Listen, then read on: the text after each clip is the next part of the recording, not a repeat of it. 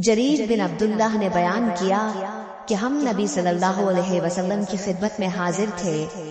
آپ نے چاند کی طرف نظر اٹھائی جو 14ویں رات کا تھا، پھر فرمایا کہ تم لوگ بیٹو اپنے رب کو اسی طرح دیکھو گے جیسے اس چاند کو دیکھ رہے ہو، اسے دیکھنے میں تم کو کسی قسم کی بھی مزاحمت نہ ہوگی، یا یہ فرمایا کہ تمہیں اس کے دیدار میں مطلق شبہ نہ ہوگا، اس لیے اگر تم سے سورج کے طلوع اور غروب سے پہلے فجر اور عصر کی نمازوں کے پڑھنے میں کوتاہی نہ ہو سکے تو ایسا ضرور کرو، کیونکہ انہی کے طفیل دیدار الہی نصیب ہوگا، یا انہی وقتوں میں یہ رویت ملے گی۔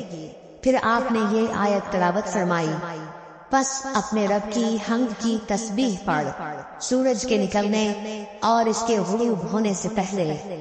امام ابو عبداللہ بخاری رحمۃ اللہ علیہ نے کہا کہ ابن شہاب نے اسماعیل کے واسطے سے جو قیس سے بواسطہ جریر راوی ہیں یہ زیادتی نقل کی کہ حضرت صلی اللہ علیہ وسلم نے فرمایا تم اپنے رب کو صاف دیکھو گے۔ صحیح بخاری حدیث نمبر 573۔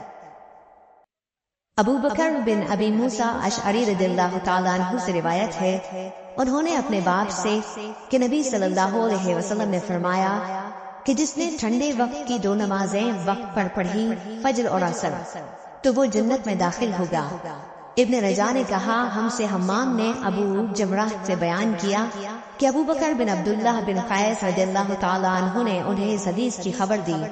ہم سے اسحاق نے بیان کیا، کہا ہم سے حبان نے، انہوں نے کہا کہ ہم سے حمام نے بیان کیا، کہا ہم سے ابو جمرہ نے بیان کیا، ابو بکر بن عبداللہ رضی اللہ تعالیٰ عنہ سے، انہوں نے اپنے والد سے، انہوں نے نبی کریم صلی اللہ علیہ وسلم سے، پہلی حدیث کی طرح۔ صحیح بخاری حدیث نمبر 574۔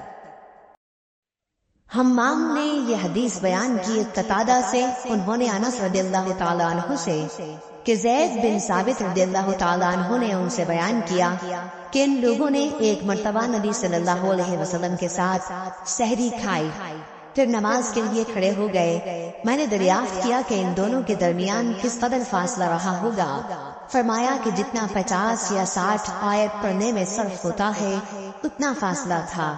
صحیح بخاری حدیث نمبر 575۔ سعید نے بیان کیا، انہوں نے قتادہ سے روایت کیا، انہوں نے انس بن مالک رضی اللہ تعالیٰ عنہ سے کہ نبی کریم صلی اللہ علیہ وسلم اور زید بن ثابت رضی اللہ تعالیٰ عنہ نے سحری کھائی، پھر جب وہ سحری کھا کر فارغ ہوئے تو نماز کے لیے اٹھے اور نماز پڑھی۔ ہم نے انس رضی اللہ تعالیٰ عنہ سے پوچھا کہ آپ کی سحری سے فراغت اور نماز کی ابتدا میں کتنا فاصلہ تھا؟ انہوں نے فرمایا کہ اتنا کہ ایک شخص 50 آیتیں پڑھ سکے۔ صحیح بخاری حدیث نمبر 576۔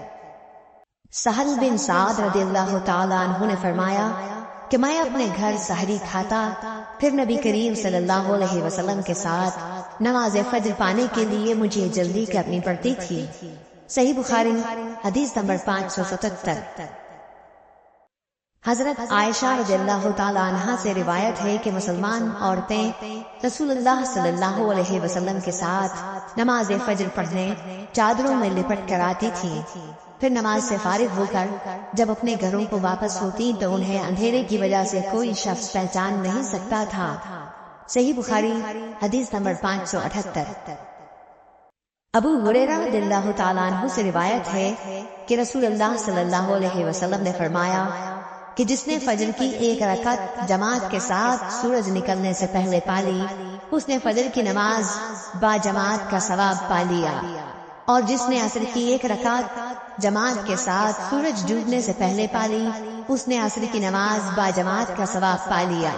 صحیح بخاری حدیث نمبر 579۔ حضرت ابو ہریرہ رضی اللہ تعالیٰ عنہ سے روایت ہے کہ رسول کریم صلی اللہ علیہ وسلم نے فرمایا کہ جس نے 1 رکعت نماز با جماعت پالی اس نے نماز با جماعت کا ثواب پا لیا۔ صحیح بخاری حدیث نمبر 580۔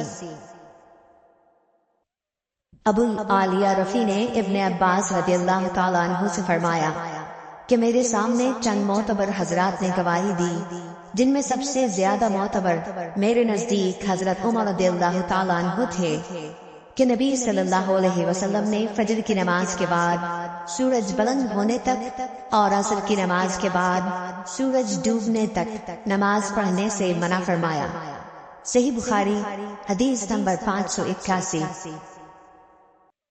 حشام بن عروہ نے کہا مجھے میرے والد عروہ نے خبر دی، انہوں نے کہا مجھے عبداللہ بن عمر رضی اللہ تعالیٰ عنہ نے خبر دی کہ رسول اللہ صلی اللہ علیہ وسلم نے فرمایا کہ نماز پڑھنے کے لیے سورج کے طلوع اور غروب ہونے کے انتظار میں نہ بیٹھے رہو۔ صحیح بخاری حدیث نمبر 582۔